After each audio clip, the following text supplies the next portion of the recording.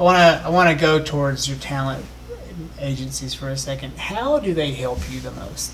Like, because a lot of people are like, oh, you gotta get signed to an agency, and then like some agencies don't do jack for you. And because I have a friend in Australia, and his agencies in LA really don't help him at all.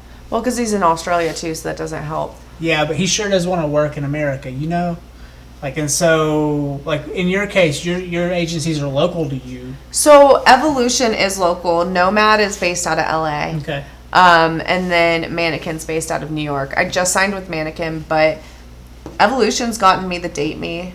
They submitted me for this recent commercial I did. So they submit me for projects. And I mean, honestly, when it comes to acting, I've done probably over 100 auditions in the last year, but I've only landed 2 roles or 3 roles now. That's typical. Yeah. And so that's the way it is. But they submit me nonstop. I mean, I've had at least 1 audition a month for the last 3 months. How hard is it? Or 1 audition a week. I'm sorry, a week. How hard is it to find your motivation for those auditions off the cold cut? Oh, it's not.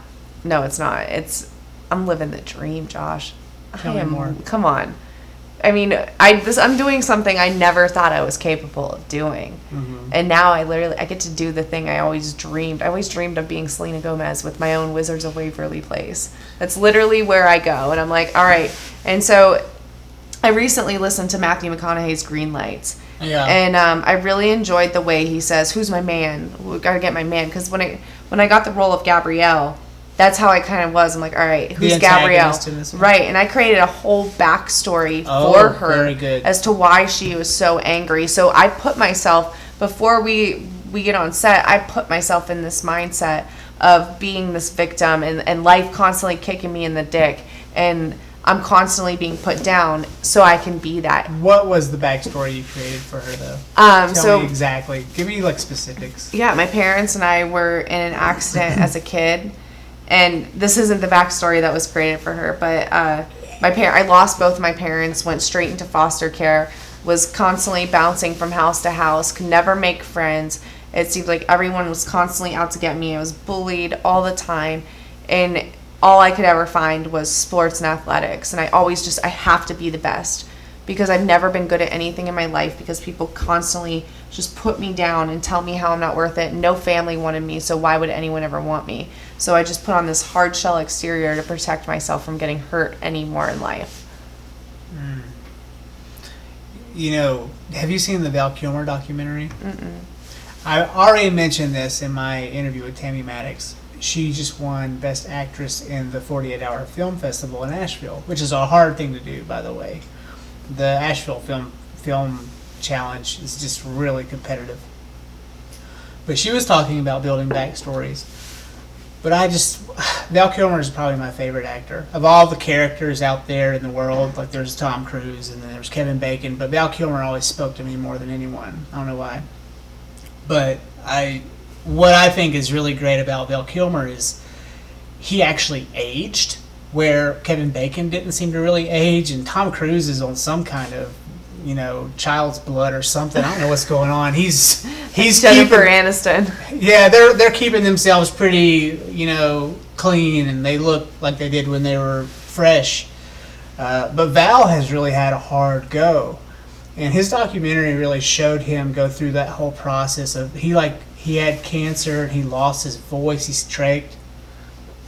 But going back, he was probably one of the best at what he did, because Val came through with Tom and Kevin and all those guys, and Val was always getting third man in these films or in these plays or whatever.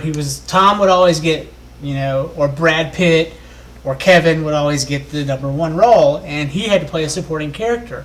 Well, what happens with the supporting character? They never have a backstory at all. They're just assholes because of the writing. Someone decided to write them in as jerks.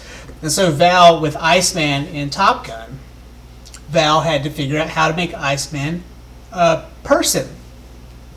And so he made up this backstory that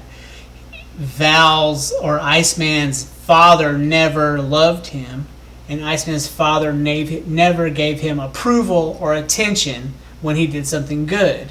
And that's why he was always on the edge. And that's why he was always so cold when it came to his relationships with other people because he didn't want to owe anyone anything. Right. And for him to just come out of nowhere with that, shows his true talent. I mean, because some random actor wouldn't have, who just was kind of new or green to the whole process, wouldn't have taken the time to understand he needed to build the backstory.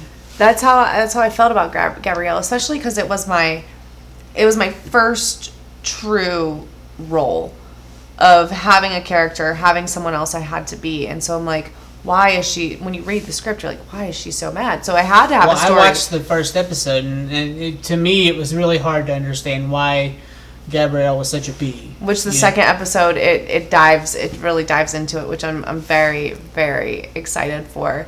But I had to create that backstory to become that person. Mm-hmm. And like I said, as soon as I'm on set, I'm in that backstory. I'm understanding my anger. I'm getting in those emotions. And I pulled it from a lot of different stories you read in support groups of why people are so victimized by what's happened to them because of other circumstances on top of the spinal cord injury. And that's really what it was. She's not so mad because of her spinal cord injury. It's the other circumstances that come with it that really caused this anger. And so it's really cool to kind of dive into this other person and really truly be that person. She's so needy. We get some love over here. I love her. Hey. But acting, it's really cool. I'm excited to see where it goes, and then that brings me to fitness. Fitness has given me so much fulfillment. I feel like an athlete for the first time ever. I've been an athlete my whole life, but now I live an athlete's lifestyle. Most days I do 2 workouts a day. I eat clean. I track what I eat. I track my workouts. I'm very diligent and dedicated to my fitness and just being as healthy as possible. And it's very rewarding because now I get to help others do the same. Did you go through a lot of change during 2020 as far as your habits? Yeah. What significantly did you have to adapt the most? Honestly, it was after that dark moment. We filmed Date Me. I came off of filming Date Me, and I won a trip to First Form's new headquarters. Where's that? St. Louis. Cool.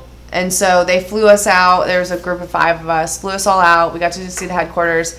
And I was talking to one of the guys there, Will, about my shoulder issues. And I'm like, man, I haven't been able to transfer myself. Which one? Both. I wasn't, I had no shoulder strength. I was getting cortisone shots in them. How did that all start? I just started having shoulder pain.